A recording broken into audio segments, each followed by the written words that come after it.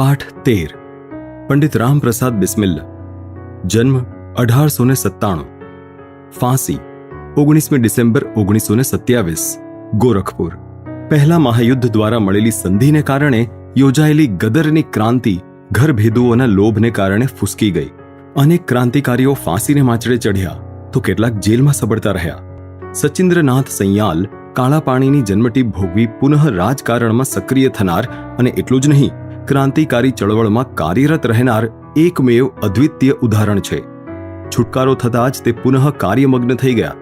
એમના પ્રયાસો પછી હિન્દુસ્તાન રિપબ્લિકન એસોસિએશન એ રાષ્ટ્રીય સ્તરે સુસંગઠિતપણે કાર્ય કરતું સંગઠન ઊભું થયું. એ સમયે એમનો સંપર્ક મૈનપુરી ખટલાના અનેક ક્રાંતિકારીઓ સાથે થયો. એમાં દેવનારાયણ, પંડિત રામપ્રસાદ બિસ્મિલ, રાજેન્દ્રનાથ લાહિરી, ચંદ્રશેખર આઝાદ વગેરે મુખ્ય હતા.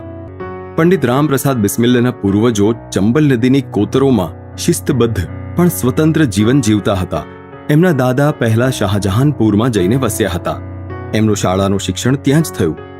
આર્ય સમાજ મંદિરના એક સાત્વિક વૃત્તિના પૂજારીના પ્રભાવને કારણે તેમનું જીવન બદલાઈ ગયું. એ જ અરસામાં એમને રાજકારણમાં પણ રસ પડવા લાગ્યો. 18મા વર્ષે એમણે લખનૌની માતૃવેદી સંસ્થા નામની ગુપ્ત સંસ્થામાં પ્રવેશ કર્યો અને સક્રિય રાજકારણની શરૂઆત કરી. શાહજહાનપુરમાં રહેતા હતા તે ગાળામાં જ એમના મિત્ર ઠાકુર રોશનસિંહ અને અશફાકુલ્લા ખાન એમના પ્રભાવથી રાષ્ટ્રીય કાર્યમાં જોડાયા હતા તથા રાજકીય પ્રવાસમાં એમના છેક સુધી સાથીદાર રહ્યા. ઠાકુર રોશનસિંહનો જન્મ 1814માં શાહજહાનપુર નજીકના નભોડા ગામમાં થયેલ. એ રાજપૂત હતા.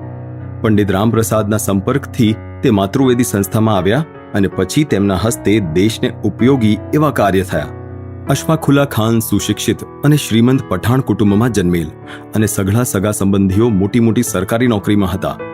માતૃવેદી સંસ્થા મારફત પંડિત રામપ્રસાદે અનેક ગુપ્ત કાર્યવાહીઓમાં ભાગ લીધેલ. આ પ્રકરણથી પ્રખ્યાત મૈનપુરી કાવતરાનો કેસ થયો. પંડિત રામપ્રસાદ પોલીસને હાથ લાગતા નહોતા. એમને ભાગેડુ ઘોષિત કરાયા. એ છુપાવેશે હતા ત્યારે એમને અત્યંત કષ્ટ વેઠવા પડ્યા. ભૂખ તરસ સહેવી પડી, પરંતુ એવી હાલતમાં પણ તેઓ બંગાળી શીખ્યા. ક્રાંતિકારીઓ માટે અતિશય ઉપયોગી એવું નિહિલિસ્ટ રહસ્ય એ પુસ્તક લખીને પ્રસિદ્ધ કર્યું. સાર્વત્રિક માફીની રાજઘોષણા પછી તેઓ શાહજહાનપુરમાં પ્રગટ થયા. 1923માં મન્મથનાથ ગુપ્તાના આમંત્રણથી પંડિત રામપ્રસાદ એમની સંસ્થામાં સામેલ થયા. એમની સાથે માતૃવેદીના સર્વ નિષ્ઠાવાનો પણ સહયોગી થયા.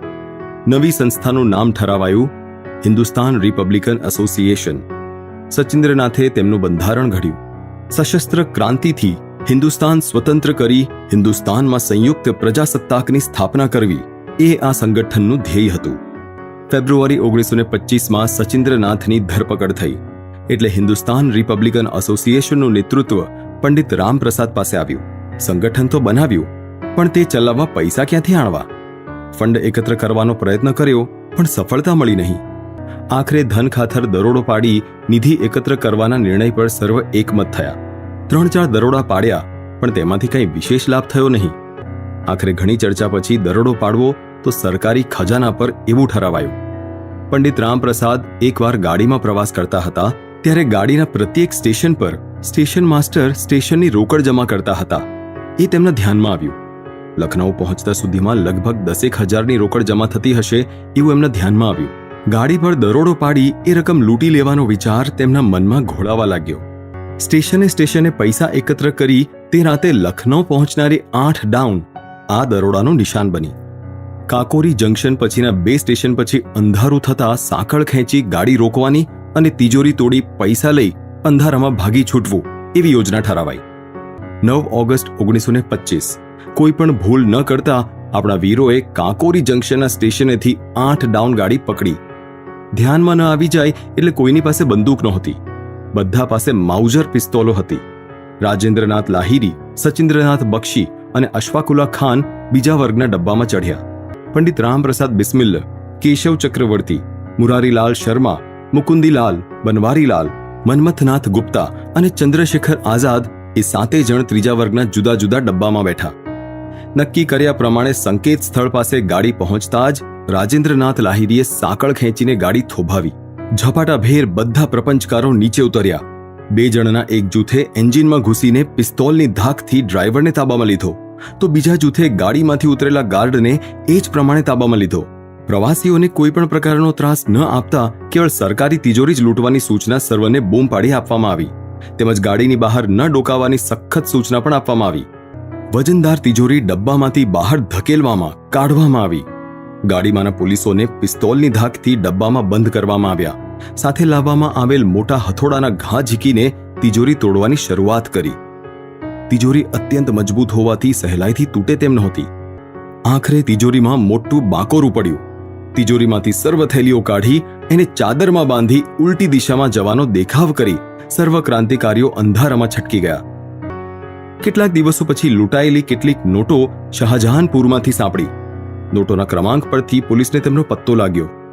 લૂંટારુઓની ધરપકડ માટે સરકાર તરફથી ₹5,000નું ઇનામ જાહેર કરવામાં આવ્યું, પણ કાંઈ સુરાગ હાથ લાગ્યો નહીં. 26મી સપ્ટેમ્બર 1925ના પરોઢે અંધારામાં જુદા જુદા ગામોમાં એક જ વેળાએ છાપા મારી લગભગ બધા જ ક્રાંતિકારી સદસ્યોને પકડી લેવાયા. આ ધરપકડમાંથી ચંદ્રશેખર આઝાદ, અશફાકુલ્લા ખાન અને સચિન્દ્રનાથ બક્ષી બચી ગયા. એક વર્ષ પછી 8મી સપ્ટેમ્બર 1926ના દિવસે કાબુલ માર્ગે રશિયા જવાની તૈયારીમાં લાગેલ અશફાકુલ્લા ખાનની દિલ્હીમાંથી ભૂમિગત થવાથી થયેલા કષ્ટોથી બીમાર પડેલ સચિન્દ્રનાથ બક્ષીની ભાગલપુરમાંથી દગાખોરીને કારણે ધરપકડ થઈ. માત્ર ચંદ્રશેખર આઝાદ છેવટ પર્યંત પોલીસના હાથમાં આવ્યા નહીં.